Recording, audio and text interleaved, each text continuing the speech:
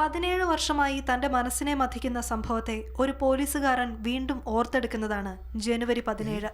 സുകുമാരപിള്ള എന്ന റിട്ടയർഡ് കോൺസ്റ്റബിളിന്റെ ഓർമ്മകളിലൂടെയാണ് കഥ പുരോഗമിക്കുന്നത്.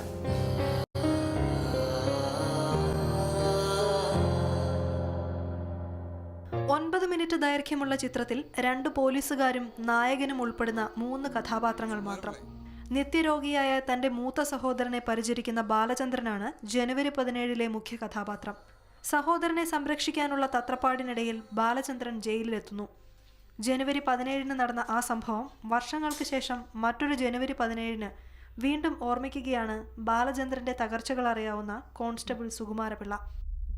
ഇനി കാര്യം പറ, എന്തിന്, എങ്ങനെ, എപ്പോൾ?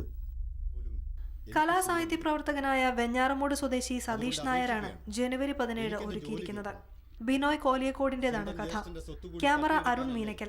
പ്രൊഫഷണൽ നാടക കലാകാരന്മാരായ പ്രഭാകരൻ വേറ്റിനാട്, സെയ്ഫ് കല്ലറ, ബിനോയ് കോലിയക്കോട് എന്നിവരാണ് അഭിനേതാക്കൾ. എന്റെ ചേട്ടൻ, അവൻ എനിക്കെല്ലാമായിരുന്നു. കൺമുന്നിൽ അവൻ പിടഞ്ഞു മരിക്കുന്നത് കാണാനുള്ള ചങ്കുറപ്പ് എനിക്കില്ലാത്തതുകൊണ്ടാണ് എനിക്കത് ചെയ്യേണ്ടി വന്നത്.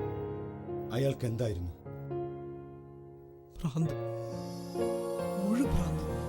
മോണോ ആക്ട്, മിമിക്രി തുടങ്ങിയവയിൽ കേരള സർവകലാശാല മത്സരവേദികളിലെ സ്ഥിരം ജേതാവ് കൂടിയായ സതീഷിന്റെ 3ാമത്തെ ഹ്രസ്വചിത്രമാണ് ജനുവരി 17.